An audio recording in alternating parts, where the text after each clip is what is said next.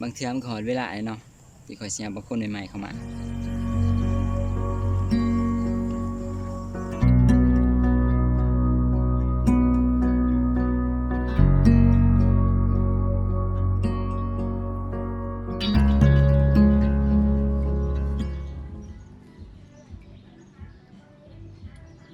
ฮัลโหลอ๋อเดี๋ยวขอออกไปข้อยออกไปนอกกันเด้อ จะซีไปใส่